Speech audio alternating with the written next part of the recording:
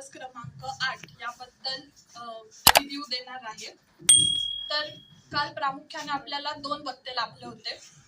पहिले म्हणजे श्री हेमंत जाधवर सर, ज्यांनी महाराष्ट्र नागरी सेवा रजा नियम 1981 बद्दल आपल्याला सखोल असं मार्गदर्शन केलं।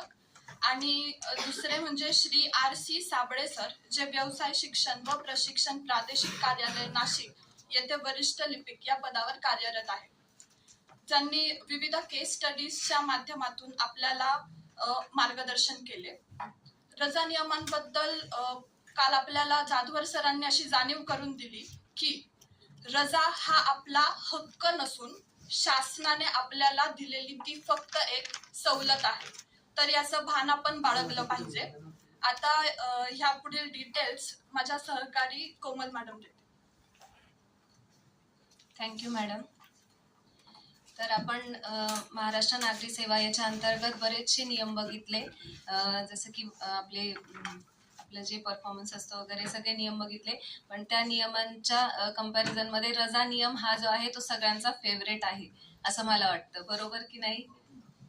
तर त्याच्या अंतर्गत रजेचे प्रकार आहेत, 2 प्रकार रजेचे आहेत, देय व अनुज्ञेय रजा आणि विशेष रजा। तर देय व अनुज्ञेय रजा याच्या अंतर्गत 5 रजा येतात। त्यामध्ये आहे अर्जित रजा, याच्या अंतर्गत नियम 50 आणि 51 या नियमांच्या अंतर्गत या अर्जित रजा आपण घेऊ शकतो। नंतर दुसरा आहे अर्धवेतनी रजा नियम 60, परिवर्तित रजा नियम 61, अनर्जित रजा नियम 62 आणि असाधारण रजा नियम 63। आणि दुसरा पार्ट आहे विशेष रजा। याच्या अंतर्गत आपण प्रसूती गर्भपात रजा नियम 74, त्यानंतर विशेष विकलांगता रजा नियम 75, विशेष विकलांगता रजा नियम 76, अपघाती इजेबद्दल असेल हे, आणि रुग्णालयीन रजा नियम 77, खलाशाची रजा नियम 78, क्षयरोग, कर्करोग, कुष्ठरोग, पक्षघात रजा नियम 79 व परिशिष्ट 3 आणि अध्ययन रजा नियम। तर याच्याबद्दल डिटेल्स माझे सहकारी BC सर। सेवेत रुजू झाल्यानंतर सर्वांना लागू असलेल्या पण न मिळणाऱ्या रजा आपण बघू। तर त्या कोणत्या? देय व अनुज्ञेय रजा। त्यात 1 नंबरची रजा आहे अर्जित रजा। तर अर्जित रजा आपल्याला वर्षाला किती असतात? 30 असतात। त्याचं डिवायडेशन जानेवारीमध्ये आणि जुलैमध्ये 1 तारखेला आपल्याला 15 रजा आपल्या अकाउंटला इन ॲडव्हान्स जमा होत असतात। आणि जर आपण इन मिडल जर जॉईन झालो तर प्रत्येक महिन्याला 2.5 याप्रमाणे सुट्ट्या काउंट केल्या जातात। त्याच्यानंतर आहेत अर्धवेतनी रजा। तर ह्या ज्या रजा आहेत ह्या टोटल किती आहेत आपल्याला? 10 आणि 10। ह्या पण सेम जानेवारीच्या 1 तारखेला 10 आणि जुलैच्या 1 तारखेला 10 आपल्या अकाउंटला इन ॲडव्हान्स जमा होतात। आणि प्रत्येक महिन्याला जर आपण काउंट केलं तर 5/3 याप्रमाणे आपल्याला प्रत्येक महिन्याला या अर्धवेतनी रजा मिळत असतात। त्याच्यानंतर आहेत परिवर्तित रजा। तर ह्या अर्धवेतनी दराने आपल्याला मिळतात। जर आपल्याला परिवर्तित रजा घ्यायच्या असतील तर आपण ज्या काही रजा घेतलेल्या आहेत, अर्धवेतनी रजा मिळालेल्या आहेत आपल्या अकाउंटला, त्या दुप्पट दराने खर्च होतात। याच्यानंतर आहेत अनर्जित रजा। तर ह्या पण कशा आहेत? अर्धवेतनी रजा आहेत। याच्यानंतर आहेत असाधारण रजा। तर या रजेमध्ये फक्त आपल्याला HR आणि घरभाडे फक्त मिळत असते, ठीक आहे, यानंतरचा पार्ट। आणि ह्या ज्या काही रजा आहेत आपण बघितलेल्या आतापर्यंतच्या, ह्या परिशिष्ट 5 मधील नमुना 1 प्रमाणे आपण घेऊ शकतो। यानंतरचा वराडे मॅडम पार्ट कंटिन्यू करतील। थँक्यू। नमस्कार, मी आपल्याला विशेष रजांबद्दल सांगणार आहे। विशेष रजामध्ये सर्वात प्रथम तर प्रसूती रजा किंवा गर्भपात रजा ही महिला कर्मचाऱ्यांसाठी 180 दिवस महिला कर्मचारी ह्या रजा घेऊ शकते। आणि त्याला लागून बालसंगोपन रजा, अर्जित रजा असा मिळून हा पूर्ण कार्यकाळ 1 वर्षापर्यंत नेऊ शकतो। त्यामध्ये स्थायी अस्थायी दोन्ही महिलांना ह्या रजा मिळणार आहे। फक्त अस्थायी महिलांना हमीपत्र लिहून द्यावे लागते। त्यानंतर या रजेमध्ये अट अशी ठेवण्यात आली आहे की फक्त 2 अपत्यांपर्यंत, कारण आपले जे कुटुंब, लहान कुटुंब ही जी योजना आहे त्याला प्रोत्साहन म्हणून 2 अपत्यांची अट याला ठेवण्यात आली आहे। त्यानंतर जर मूल दत्तक घ्यायचं असेल आणि मूल 1 वर्षाच्या आतमधलं असेल तर सेम 180 दिवस रजा घेता येते, पण ते जर मोठं असेल तर 90 दिवस घेता येते। त्यानंतर जर विकलांग अपत्य असेल तर महिला कर्मचारी किंवा पुरुष कर्मचारी ज्याची पत्नी हयात नाहीये त्यांना विशेष 730 दिवसाची विशेष रजा पूर्ण सेवेत घेता येते। त्यानंतर विशेष विकलांगता रजा, म्हणजे आपण आपल्या विभागामध्ये काम करत असताना जर आपल्याला काही इजा झाली तर त्यासाठी ही रजा घेता येते, विशेष विकलांगता रजा. ती म्हणजे आपल्याला इजा झाल्यापासून 3 महिन्यातच ती रजा आपल्याला सांगून घ्यावी लागते. त्यानंतर मग ही रजा जास्तीत जास्त आपल्याला 2 वर्षापर्यंत एक्सटेंड करता येते आणि कमीत कमी 3 महिने घेता येते. त्यातही नियम आहेत की 120 दिवसापर्यंत आपल्याला ते रजा एवढं वेतन मिळेल आणि त्यानंतर अर्धवेतन मिळेल.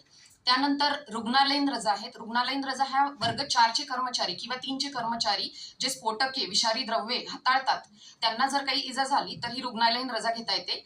ती इजेचं स्वरूप पाहून दिल्या जाते. जास्तीत जास्त त्याचा काळ 28 महिने आहे. त्याच्यातही सेम रूल आहे की 120 दिवसापर्यंत तुम्हाला अर्जित रजा एवढं वेतन मिळेल आणि त्यानंतर अर्धवेतन मिळेल, अर्धवेतनी रजा एवढं वेतन मिळेल. त्यानंतर क्षयरोग, कर्करोग, कुष्ठरोग किंवा पक्षघात रजा हे जर सर्व रोग असेल आणि आपली सेवा जर 3 वर्षाच्या पुढची असेल तर आपल्याला सर्व नियम लागू आहेत. पण जर 1 वर्षाच्या आत सेवा असेल तर आपल्याला मोफत उपचार सोडून कुठलीही हे लागू नाहीये.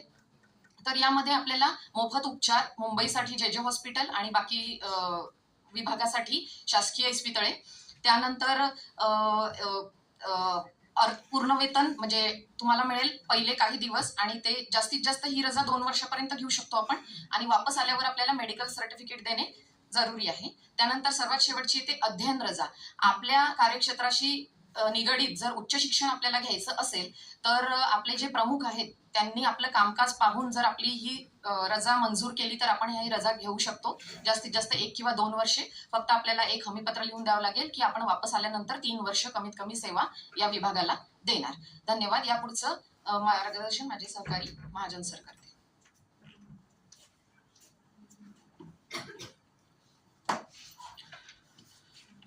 नमस्कार. काल आपण पाहिलं की रजारोखीकरण काय असते. रजारोखीकरण म्हणजे जे आपल्या रजा शिल्लक राहतात, आपण जेव्हा निवृत्त होतो, सेवानिवृत्त, तेव्हा आपल्या जर अकाउंटमध्ये रजा शिल्लक असतील तर त्याचं रोखीकरण म्हणजे त्याच्या मोबदल्यात आपल्याला काही पैसे सरकारकडून दिले जातात, तर त्याला रजारोखीकरण म्हणतात. तर हे रजारोखीकरण आपण 300 जर का आपल्या रजा शिल्लक असतील, 300 किंवा 300 पेक्षा कमी, जर 300 पेक्षा जास्त असेल तर त्या वरचे जितक्याही रजा आहे त्याचं रोखीकरण होत नाही. पण 300 पेक्षा कमी असेल किंवा 300 असेल तर त्याचं रोखीकरण होते, त्यालाच रजारोखीकरण म्हणतात. त्याच्यानंतर किरकोळ रजा. आपल्याला जेव्हा पण आपण सेवेमध्ये रुजू होतो तर आपल्याला किरकोळ रजा मिळतात. तर त्या वर्षाच्या एकूण 8 असतात, तर त्या आपल्या सार्वजनिक सुट्टीला जोडून घेता येतात. म्हणजे आपण सोमवार, शनिवार, रविवार जर सोडले त्याच्यानंतर आपल्याला ती सुट्टी घेता येते. अशा 8 आपल्याला किरकोळ रजा देय असतात. त्यानंतर मोबदला सुट्टी म्हणजे आपण बदली रजा. जर आपण सार्वजनिक सुट्टीच्या दिवशी एखादं काम केलं असेल, आपण कर्तव्यावर असेल त्या दिवशी, तर त्याच्यानंतर आपल्याला मोबदला सुट्टी म्हणजेच बदली रजा मिळत असते. पण बदली रजेचं जर का आपण पाहायला गेलं, त्याचे जर का आपल्याला त्यांनी मोबदल्याच्या स्वरूपात काही आपल्याला रक्कम दिली असेल, जसं की आपण पेमेंट घेतलं असेल त्याचं, तर मोबदला सुट्टी आपल्याला देय नसते. त्याच्यानंतर विशेष किरकोळ रजा याची सेवा पुस्तकामध्ये नोंद होते, पण किरकोळ रजे याची सेवा पुस्तकामध्ये नोंद होत नसते. तर विशेष किरकोळ रजेचं जे स्वरूप आहे त्यांना विशेष म्हणजे कुटुंब नियोजनास प्रोत्साहन देण्यासाठी दिलेली आहे. यामध्ये पुरुष कर्मचाऱ्यास 6 दिवस, पण पहिला अटेम्प्ट जर फेल झाला असेल तर परत 6 दिवस त्याला रजा दिली जाते. जर पत्नीची कुटुंब नियोजनाची शस्त्रक्रिया दरम्यान जर त्याला पुरुष कर्मचाऱ्याला सुट्टी पाहिजे असेल तर त्याला तशी 7 दिवसाची सुट्टी दिली जाते. तसेच महिला कर्मचाऱ्याला 14 दिवस आणि संतती प्रतिबंधक उपकरण बसवण्यासाठी 1 दिवस अशी विशेष किरकोळ रजा याचं आपल्याला सवलत दिलेली आहे. यापुढील मार्गदर्शन सहकारी मॅडम करतील. नमस्ते. तर मला तुम्हाला सगळ्यांना एक प्रश्न विचारायचा आहे. काल आपल्याला जाधवर सरांनी सांगितलं होतं की एक शासकीय कर्मचारी म्हणून आपल्याला संविधानातलं कोणतं कलम लागू पडतं? 309. तर 309 मध्ये काय दिलेलं आहे की संघ राज्य किंवा राज्य यांच्या सेवेतील व्यक्तींची भरती आणि सेवा शर्ती. ठीक आहे. तर आता माझ्या सहकाऱ्यांनी जेवढे पण काही रजांचे नियम सांगितले तर त्याचे मी संक्षिप्तमध्ये GR सांगते तुम्हाला फक्त, की राज्य शासकीय कर्मचाऱ्यांना स्थानिक पूरक भत्ता आणि घरभाडे भत्ता हा जो मिळतो तो GR 2000 साली निघालेला आहे. त्याचप्रमाणे 1998चा वित्त विभागाचा जो GR आहे त्यामध्ये कर्मचाऱ्यांची किरकोळ रजा 12 वरून 8 केली. त्याच्यावर चौधरी सरांची सही आहे, आपण काल पाहिलं. त्यानंतर रजेशिवाय जर आपण अनुपस्थित असू तर भूतलक्षी प्रभावाने त्याचं असाधारण रजेमध्ये परिवर्तन करायचं की नाही ह्याचा जो GR आहे तो 1994 मध्ये निघालेला आहे. त्याचबरोबर राज्य शासकीय महिला कर्मचारी तसेच पत्नी असलेले जे पुरुष आहेत त्यांना काही अटी आणि शर्तींच्या अधीन राहून 180 दिवसांची बालसंगोपन रजा देय होते. हे 2018च्या GR नुसार सांगितलंय. त्यानंतर 2017च्या GR मध्ये दत्तक मूल घेणाऱ्या शासकीय महिला कर्मचाऱ्यांना 180 दिवसांची विशेष रजा मंजूर केली जाते. जसं की माझ्या सहकार्याने सांगितलं की जर मूल लहान असेल 1 वर्षापेक्षा तर 180 दिवसांची आणि जर 1 ते 3 वर्षांचं असेल तर 90 दिवसांची. त्याचप्रमाणे आपले काही राज्य शासकीय कर्मचारी आहेत तर ते खेळांमध्ये सुद्धा भाग घेत असतात, तर त्यावेळी सुद्धा त्यांना विशेष नैमित्तिक रजा सुद्धा भेटतात. म्हणजे एका कॅलेंडर वर्षामध्ये जास्तीत जास्त तुम्हाला 30 दिवसापर्यंत विशेष नैमित्तिक रजा घेता येतात 1989च्या GR प्रमाणे. पुढील माहिती माझे सहकारी कांबळे सर. धन्यवाद मॅडम. रजाबाबतची शासन नियमाबाबत माहिती हा सकाळच्या सत्रातील शेवटचा टॉपिक होता. त्यानंतर दुपारी सत्रात श्री RC साबळे यांनी आपल्याला महाराष्ट्र नागरी सेवा शिस्त व अपील अधिनियम 1979 कामकाजाच्या ठिकाणी स्त्रियांवर होणारे लैंगिक अत्याचार व काही केस स्टडीज बद्दल माहिती सांगितली. ते 1996 साली शासकीय सेवेत रुजू झाले. त्यांना 28 वर्षाचा शासकीय कामकाजाचा अनुभव आहे. मंत्रालयात सुद्धा त्यांनी काम केले, काही काळ काम केले. ते सहसंचालक कार्यालय मुंबई येथे सुद्धा कार्यरत होते. त्यांनी आपल्याला महाराष्ट्र नागरी सेवा वर्तणूक नियम 1979 मधील काही महत्वाच्या नियमाबद्दल मार्गदर्शन केले. नियम क्रमांक 3, शासकीय कर्मचारी या सचोटीने काम करणारा व कर्तव्यपरायण असला पाहिजे. नियम क्रमांक 5, राजकारण आणि निवडणुका यामध्ये भाग घेता कामा नये. संस्थेतील गुपिते बाहेर सांगता कामा नये. नियम क्रमांक 10, शासनाच्या मान्यतेखेरीज प्राधिकरणाकडे साक्ष देऊ शकत नाही, मात्र न्यायालयीन चौकशी व विभागीय चौकशीस हजर राहता येते. नियम क्रमांक 28, अंमली पदार्थाचे सेवन करू शकत नाही. त्यानंतर सरांनी आपल्याला कामाच्या ठिकाणी महिलांवर होणाऱ्या अत्याचाराबद्दल माहिती दिली. कामाच्या ठिकाणी महिलांच्या लैंगिक छळ प्रतिबंध आणि निवारण कायदा 2013 पासून लागू झाला. 19 जून 2014च्या शासकीय नियमानुसार प्रत्येक संस्थेत महिला तक्रार समिती असणे आवश्यक आहे व त्याची अध्यक्षता ही ज्येष्ठ महिला कर्मचारी असली पाहिजे. महिलेस 90 दिवसाच्या आत न्याय मिळाला पाहिजे व दोषी कर्मचाऱ्यास योग्य ती कारवाई झाली पाहिजे. त्यामध्ये लेखी माफी, सक्त ताकीद, पदोन्नती थांबवली, सेवामुक्त केले या बाबी आपण असू शकतात. त्यानंतर आपल्याला केस स्टडीज बद्दल माहिती सांगण्यासाठी श्री हरिराज यांना मी आमंत्रित करीत आहे. थँक्यू.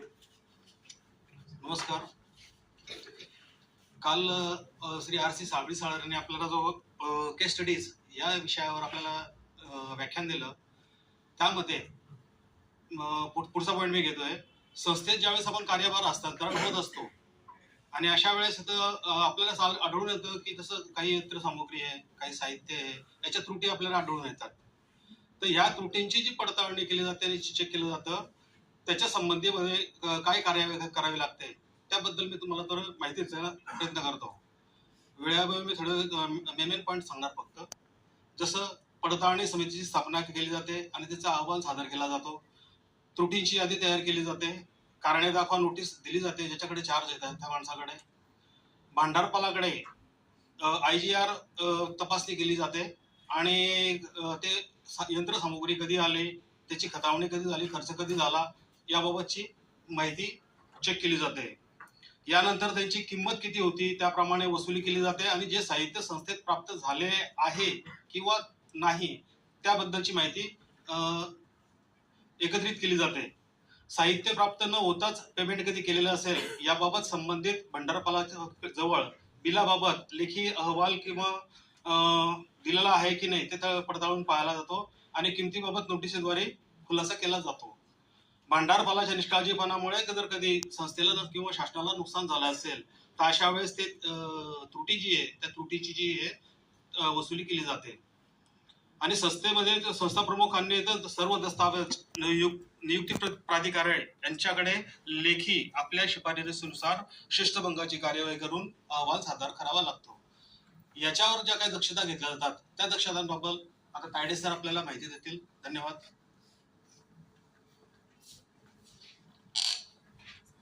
Good morning. तर आता असे जे प्रकार आहेत ते प्रकार घडू नये यासाठी आपण काय दक्षता घेतली पाहिजे किंवा संस्था प्रमुखांनी किंवा जे कार्यालयाचे प्रमुख आहेत त्यांनी काय दक्षता घेतली पाहिजे याबद्दल सरांनी आपल्याला डिटेल काल सांगितले होते. तर त्यामध्ये आता आपण फर्स्ट पॉईंट बघू की असे प्रकार घडणार नाही याबाबत संस्थानांनी भांडारपाल खरेदी प्रक्रियेवर लक्ष केंद्रित करणे. त्यानंतर दप्तराचे वेळेच्या वेळी निरीक्षण करणे, साहित्यांचे निरीक्षण करणे आणि भंडारपाल जे आहे त्यांची चौकशी करणे.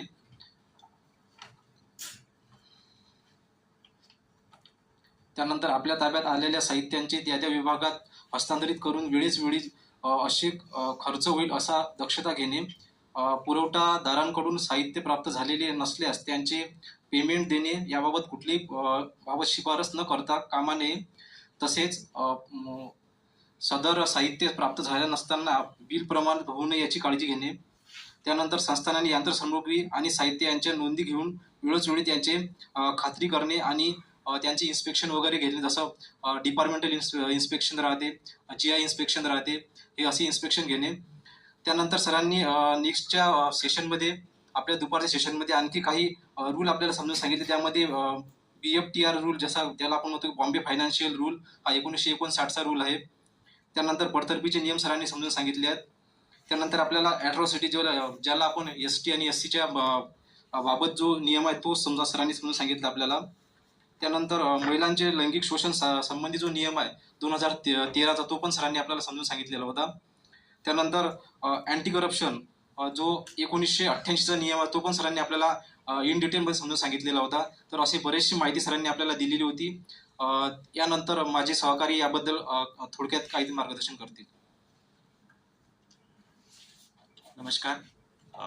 काल आपल्या सर्वांनी आपण सर्वांनी काल जाधवर सरांचं मॉर्निंगच्या सेशनमध्ये मार्गदर्शन घेतलं रजा नियमाविषयी, आणि दुपारच्या सेशनमध्ये RC कांबळे सर यांनी आपल्याला केस स्टडी सांगितल्या. तर त्याच्यामध्ये महिलांवर होणारे अत्याचार हे पुरुषांकडनं होतात असं म्हटलं जातं. 99% त्यांनी जो रेशिओ सांगितला. तर आपण या ठिकाणी आपल्या आपलं चरित्र हे चरित्राच्या मर्यादित राहून जर आपण व्यवस्थित राहिलो तर या सर्व बाबी होणार नाही. पुढील याच्यासाठी मॅडमांना मी आमंत्रित